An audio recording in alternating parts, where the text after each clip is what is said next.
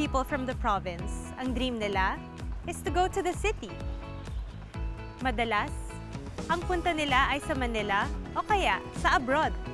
But with our featured story today, he came from a family of farmers. Kaya ang dream niya is to become a farmer.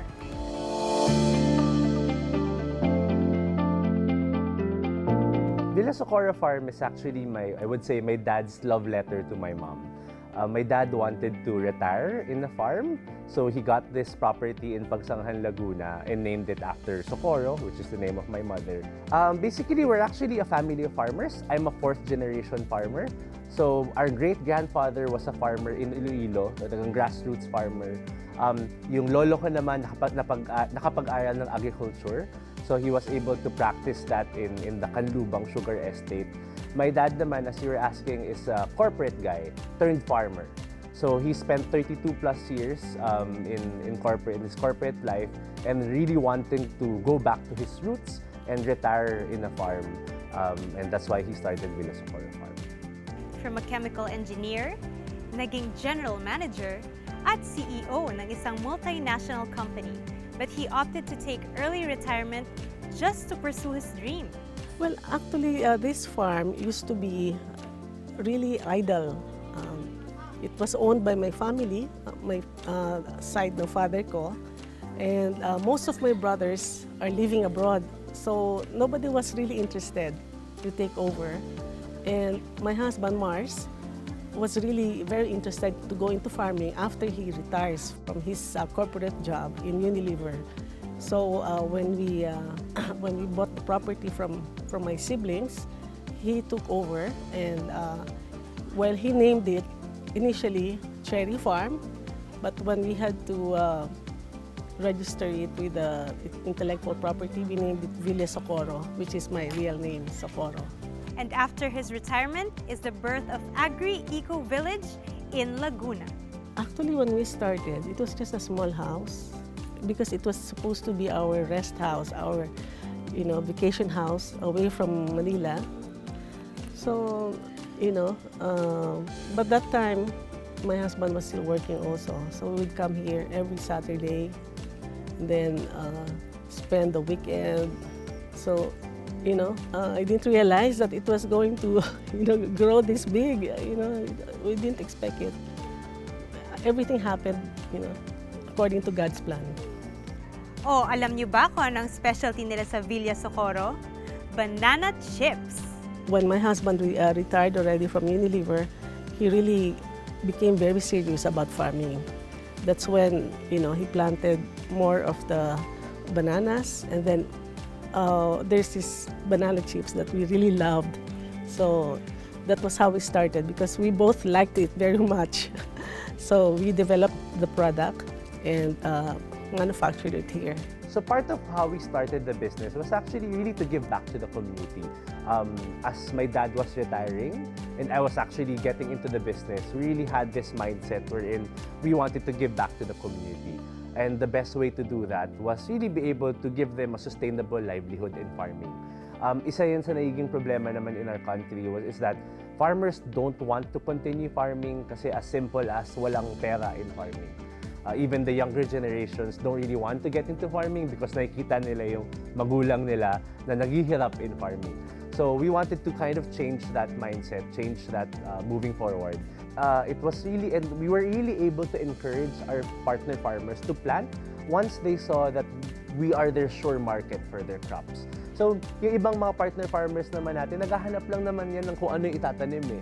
So, ba't naman sila magtatanim kung wala rin namang bibili? It's just common sense. So, of course, they would plant crops na alam nilang may sure market sila. And since we've been here for a while now and we've been buying their bananas continuously, mas naengganyo sila magtanim. So as you come to our area, ngayon yung main road na yan, puno na ng saging. Kasi alam nila na magtanim lang sila ng saging, they can actually sell it to us.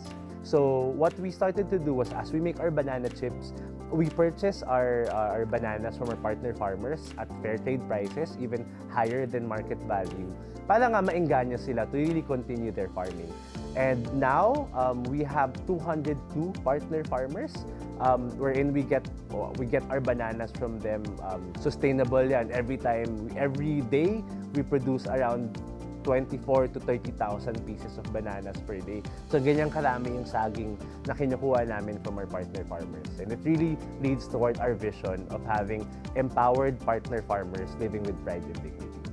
So target namin is a farmer can deliver around 4,000 to 5,000 pieces of bananas per month.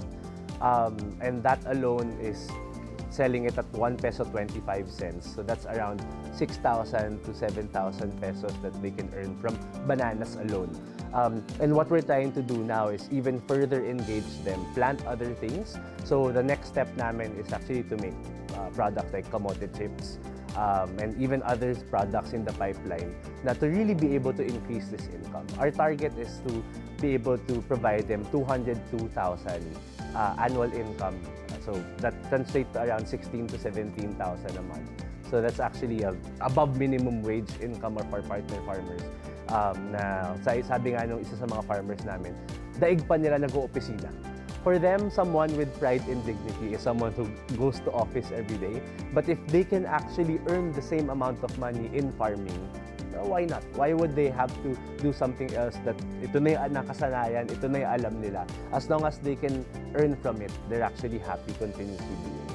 Kasi some of them naman, it's not just the partner farmer who we engage with, pero yung iba sa kanila, yung misis nila, are actually helping us in our manufacturing facility. At the same time, every Saturday, there's actually an anticipated mass here in the farm. So yung mga anak naman nila would come flock to the farm and go hear mass here in the farm. So now, it becomes a village. So we call ourselves Villa Socorro Agri-Eco Village because we really bring in this community around us. Parang we become like that melting pot of this community around us, engaging within our own Villa Socorro Agri-Eco Village. Alam niyo ba na aside from banana chips, there are other things daw that they can produce from bananas? Sounds interesting? So we try to practice as minimal waste as we can. So hence integrated farming. So let's say we have bananas for our banana chips manufacturing. Those would have waste products in terms of yung balat.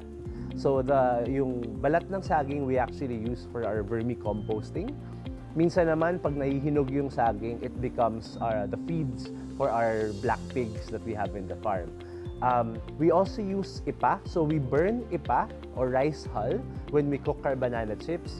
Yung sunog na ipa, it can now become fertilizers for the farm or even deodorizers for our black pigs. So if you really see it, it's a circular environment. Everything's sustainable, everything's integrated, the different practices that we have here inside the farm. What are the activities kaya that we can do in Villa Socorro? So first thing na ginagawa namin is that yung fruit and vegetable picking. Wherein, ang gusto kasi naming mangyari since pinopromote namin yung farm-to-table dining experiences, para ma-appreciate nila kung ano talaga yung farm tourism, dapat they were able to see or they were able to understand kung saan nanggagaling yung kinakain nila. That's why yung first activity yung ginagawa nila, yung fruit and vegetable picking. So namimita sila dyan sa aming vegetable garden ng mga vegetable available on season. Tapos dadalhin nila dito sa kitchen. Tapos pag nag-lunch sila, parang masusurprise sila kasi kung ano yung pinitas nila, yun yung kakainin nila. Then next of that, yung manufacturing plant tour namin, wherein siya talaga yung pinaka-highlight. They were able to understand where does banana came from, ano yung different process na ginagawa sa loob, paano yung pagbabalat, paano namin ginawa. Kasi iniisip ng iba kapag may mga educational tour kami, lahat daw parang dito sa loob ng planta, mga machineries. Pero hindi, parang nasa-shock sila kapag tinutour na namin sila dito sa loob. Parang lahat lang pala ay manual. So they were amazed. Paano daw naisip namin yung system na ganon. Then, next activity, yung animal feeding ng native black pig.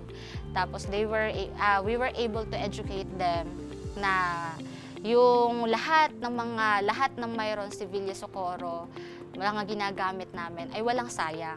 Kasi let's say, from banana, ginagawa namin banana chips. From hinog na banana, ginagawa namin banana cider. At the same time, banana cue for your dessert kapag ka may lunch. Then yung carbonized rice hull, ginagawa namin siyang fertilizer, part ng fertilizer namin sa aming vegetable garden. At the same time, siya yung nag-a-absorb nung amoy nung nandun sa baboy damo namin. Kaya kung mapapansin nyo, as compared to other poultry farm, dito sa amin, may baboy damo kami, pero hindi gaanong masyadong maamoy since yun nga, yung carbonized rice hull, siya yung nag-absorb.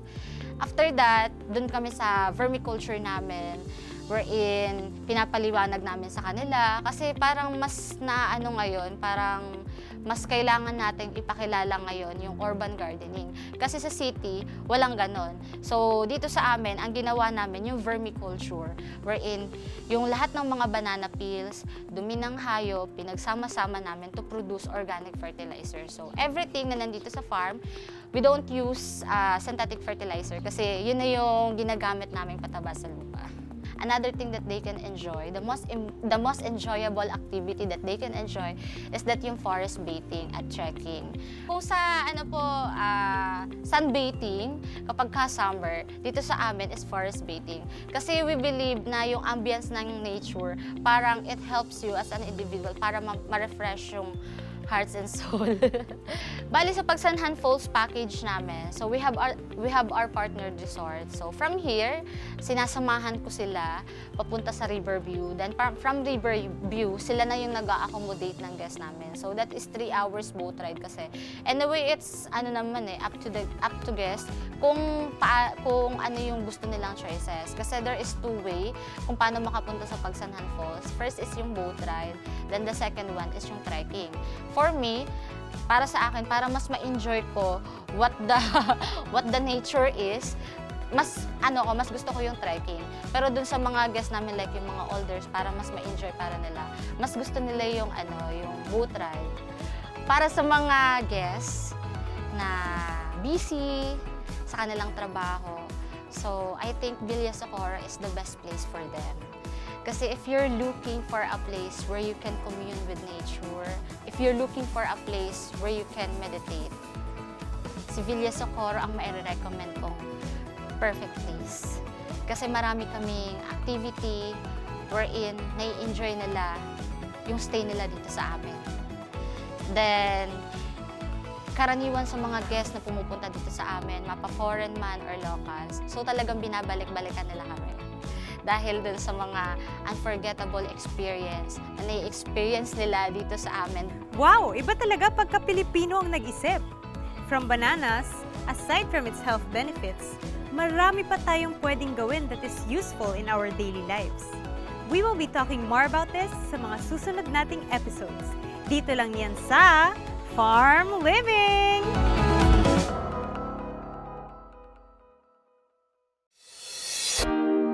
World Expos and Concepts Incorporated, together with Pit Games Media Incorporated, proudly present Pumapalo sa 10! Pumapalo sa 10! Celebrating 10 years of unity and camaraderie. The World Gamefowl Expo 2020. World Gamefowl Expo 2020. This January 17, 18, and 19, 2020 at the World Trade Center in Pasay City. Nagkakaisa, nagsama-sama sa iisang industriya. 10 taon nang naghahatid ng kasiyahan at kabuhayan sa libangan ng bayan. Maraming salamat po at magkita-kita tayo sa World Gamefowl Expo 2020, January 17, 18, and 19, 2020 at the World Trade Center, Pasay City. World Gamefowl Expo 2020.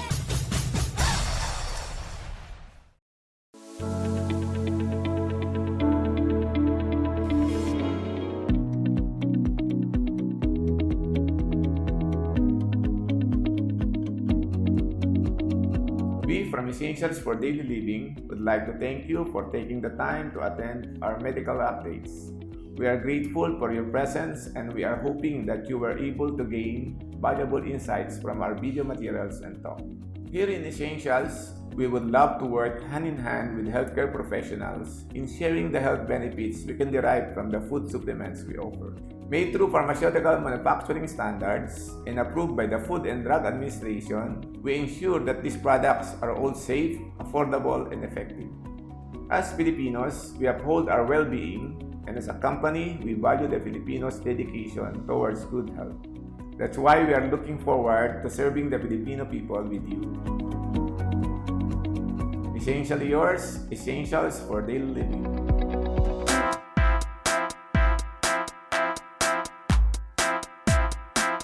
There are a lot of stressors in our lives. Toxic schedules sa work, deadlines, pasaway na boyfriend, at iba pa. Pero bad ba talaga ang stress sa buhay natin? Does stress always have a negative impact in our lives?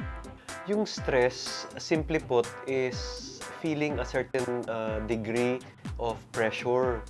Okay? So, it doesn't mean that stress is all bad. Meron tayong tinatawag na good stress, also called eustress, or bad stress, which is called distress. Okay? Ngayon, depende yun sa degree of pressure kung magiging eustress or distress.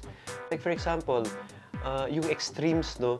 If there's too little stress, parang walang pressure, walang challenge, people get bored, parang walang ginagawa, parang hindi ginagamit yung brain, kaya ang tawag doon no-brainer, no, na mga trabaho. That's also stressful kasi yung potential ng tao hindi nagagamit. On the other hand, if it's too much stress, parang nagiging pasanin sa balikat, mabigat sa damdamin, parang bibigay yung katawan, and that's a kind of stress rin, di ba? Distress rin yun. So, the stress that we're looking for, which is good stress or eustress, is called optimum pressure, wherein na-challenge tayo, we feel tired at the end of the day, pero we also feel satisfied. Parang may achievement tayo, di ba? Nagamit yung potential natin, and we can still sleep well and wake up refreshed. Hindi lang pala laging negative ang effect ng stress. May silbi rin pala siya sa buhay natin. Parang cholesterol, may good, may bad. But it can affect our health mentally and physically. Pag pinag-uusapan yung under or over stress, may effect yun sa body, sa mind, sa emotions, even sa spiritual life natin, and sa relationships. So talagang nagpa-permeate yung stresses sa buong buhay natin. Like for example, sa mind natin, if we're overloading our minds, then of course we can concentrate, yung focus natin nakaspread, di ba? We become more forgetful. Sa emotions, if we're under-stressed or over-stressed, we become irritable, we can become depressed. I have a lot of clients who are very anxious, di ba? And that's how it affects the emotions. Spiritually naman, if you have too much stress, then you start wondering what life is all about. Di ba? Para saan ba yung buhay? Bakit ako nag-exert ng too much effort, ng too much energy? I'm not happy naman. You know, what is life all about? And all these doubts come in, which affect work. And of course, relationship-wise, stress also affects relationships. You also know kapag under-stressed or over-stressed dahil dumadami yung chismis, intriga, scandal sa trabaho, and people are generally unhappy. Now, if people are stressed and unhappy, ang tendency is to make other people unhappy rin. Tuloy, nagkaka-conflict sa workplace. Ganun talaga ang stress, ano? It can lead to health problems physically and mentally. Whether we like it or not, stress is part na talaga ng buhay natin. Pero pag sobra na talaga, what are the things we can do kaya to lessen stress? The best way to cope with stress is to have a personal wellness program. Ibig sabihin nun, gagawa tayo ng sariling program which we like to do, which we enjoy doing, that we think will help us. Okay? Like for example, it's important that the body is given exercise. So we have to fit that. We have to include a physical fitness program into our whole program, no? Another is healthy eating. When employees are too stressed or toxic, kuminsan kumakain na lang siya ng junk food. Yung mga noodles dyan, whatever, na matataas sa cholesterol, yung mga food na masyadong puro chemicals, it destroys the electrolyte imbalance in our bodies. So we have to start eating healthy. Another thing that is needed, no, for our personal wellness program is to get enough sleep. Yung sleep kasi has a restorative function. When we have deep sleep, dun nagre-recover yung katawan natin, yung emotions, at saka yung mind. Okay? Kung kulang yun, sira na yung buong araw natin, sira na yung buong waking time natin. And I think there needs to be a time to enjoy relationships, to socialize, you know, and to avoid people who stress us. And lastly, we need a spiritual nurture program, di ba? Kasi siya yung nagbibigay ng meaning sa buhay natin. Without meaning, why do I work hard, di ba? Why am I slaving? There's no purpose. So spirituality helps us go beyond yung mga hardships natin, yung mga sufferings, so that we can cope better. Oh, ayan! We've learned so much from this segment. Oh, huwag kayong magpapaka-stress ha. It might lead to health problems. Sabi nga, don't worry, be happy. Mas marami pa tayong tatalakaying health tips sa mga susunod nating episodes. Dito lang yan sa Healthy Living!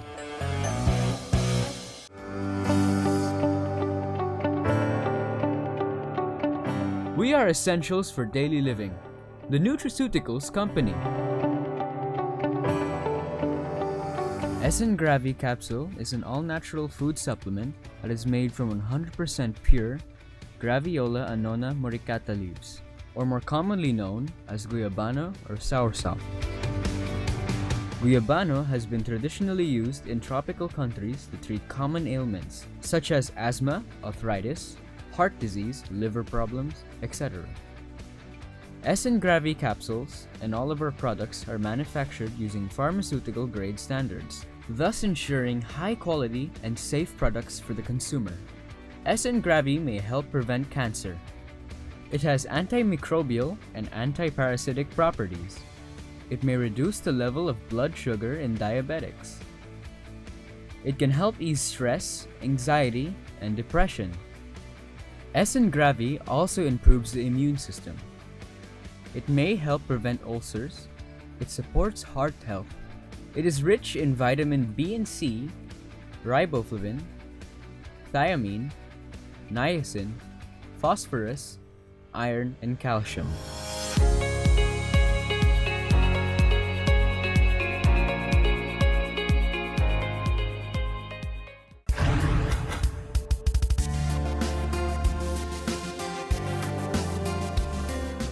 Magandang araw mga ka-Pork Champ. Ako si Doc Lian, ang Product Manager ng pinakabagong dibisyon ng Excellence Poultry and Livestock Specialist, ang Pork Champ.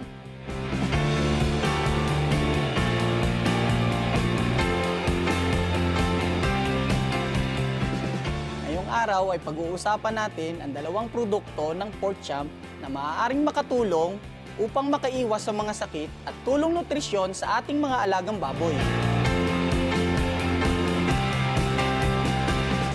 Pork case ay isang antibiotikong gamot, tulong upang makaiwas sa mga sakit na nagdudulot ng pagtatae sa ating mga alagang baboy.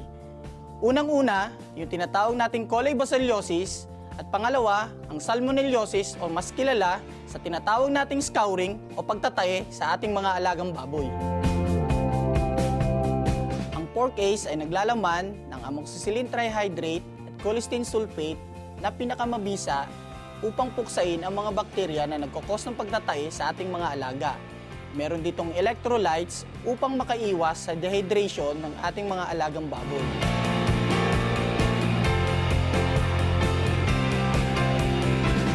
At At ikatlo, ang sodium butyrate o butyric acid na malaki ang nitutulong sa mabilis na pagtubo ng intestinal villi para magkaroon ng magandang absorption at maiwasan ang dehydration ng ating mga alagang baboy.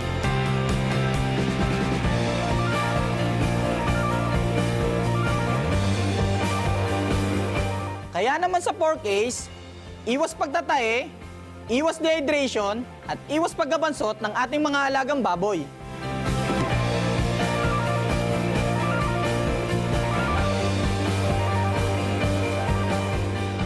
Para naman sa nutrisyon at tamang suplemento ng ating mga alagang baboy, pag-uusapan naman natin ngayon ang Sustansea. Ang Sustansea ay naglalaman ng mataas na multivitamins, electrolytes at minerals para sa ating mga alagang baboy. Upang magkaroon ng magandang feed conversion, ganang kumain at mabilis na pagtubo o pagbigat ng ating mga alagang baboy.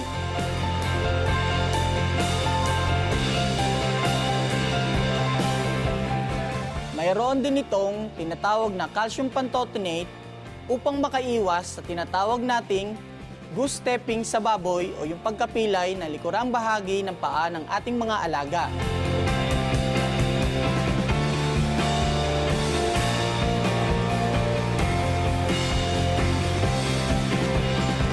Ito ay resulta sa pagbibigay ng pinagsama-samang tirang pagkain o yung tinatawag nating kaning baboy.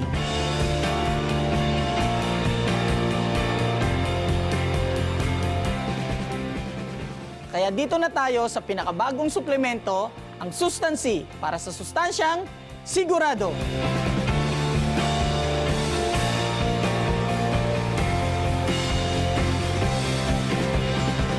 Ayan mga ka-pork champ, alam na natin kung para saan ang pork ace at ang Sustansea. Sa susunod na linggo, abangan naman natin kung para saan ang King Purga at ang Topicure. Muli, ako si Doc Lian, ang product manager ng pinakabagong dibisyon ng Excellence Poultry and Livestock Specialist, ang Pork Champ. I hope you'll join us again next Sunday as we discover more places in the country. As we know, we are here to promote farm tourism of the Philippines. So marami pa tayong pupuntahan. Till our next bonding, ako po si Alexa Tinsay, at I'm wishing you a healthy, happy, and beautiful life. Dito lang yan sa Farm Living!